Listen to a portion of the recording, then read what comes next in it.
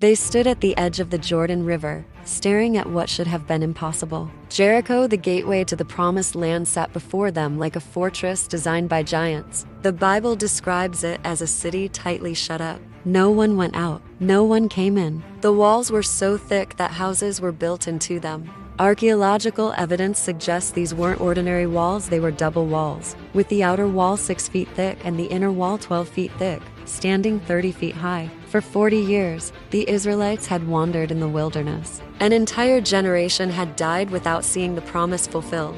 Now their children stood at the threshold, led by Joshua, facing their first major test in Canaan. And what a test it was. The people of Jericho had heard the stories. They knew about the Red Sea. They knew about the Egyptian army drowning in pursuit. Rahab the prostitute would later confess to the Israelite spies, "Our hearts melted, and everyone's courage failed because of you." Fear had already done its work, but fear doesn't make walls fall. Then God gave Joshua the battle plan, and it was the strangest military strategy in human history. March around the city once a day for 6 days. Have 7 priests carry trumpets of ram's horns in front of the ark. On the 7th day, march around the city 7 times, with the priests blowing the trumpets. When you hear the long blast on the trumpet, have all the people give a loud shout. Then the wall of the city will collapse. Imagine being a soldier receiving these orders. No battering rams, no siege towers, no military tactics that made any logical sense. Just walking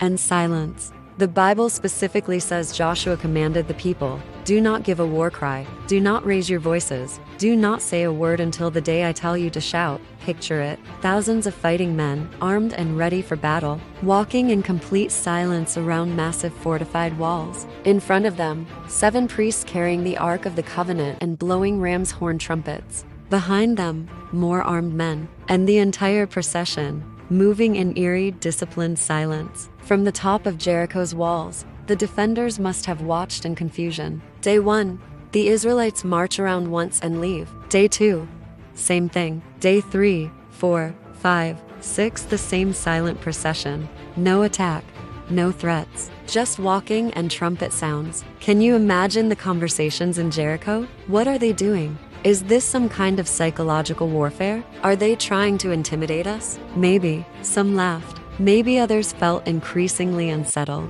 The Bible doesn't tell us what the people of Jericho thought, but it does tell us what the Israelites did. They obeyed exactly as commanded. Then came the 7th day. This time, they didn't stop after 1 lap. They kept going, 2 times around, 3, 4, 5, 6. The priests' arms must have been aching from blowing those trumpets. The soldiers' feet must have been sore from days of marching, but they kept going, 7 times around on the 7th day. And then, at Joshua's command, came the moment that defied every military strategy ever written. The priests gave a long blast on the trumpets. Joshua shouted to the people, "Shout, for the Lord has given you the city." And the Bible records it in one stunning sentence. When the trumpets sounded, the army shouted, and at the sound of the trumpet, when the men gave a loud shout, the wall collapsed. So everyone charged straight in, and they took the city. The walls didn't crack. They didn't crumble slowly. They collapsed, flat, completely, except for one section, the portion where Rahab's house stood. The woman who had hidden the Israelite spies and placed a scarlet cord in her window as a sign. Her household was spared, just as promised. Archaeological excavations at the site of ancient Jericho have found evidence of walls that fell outward, unusual for a city under siege, where walls typically fall inward from battering. The layers of ash and destruction align with a city that fell suddenly and completely, then was burned, exactly as the Bible describes. But here's what makes this story so powerful. God's plan made no military sense whatsoever. Walking doesn't knock down walls. Shouting doesn't demolish fortifications. Trumpet blasts don't collapse stone barriers. Yet God chose the foolish thing by human standards to shame the wise. He chose the weak thing to shame the strong. He wanted Israel to know, from their very first victory in the Promised Land, that this conquest wasn't about their military might.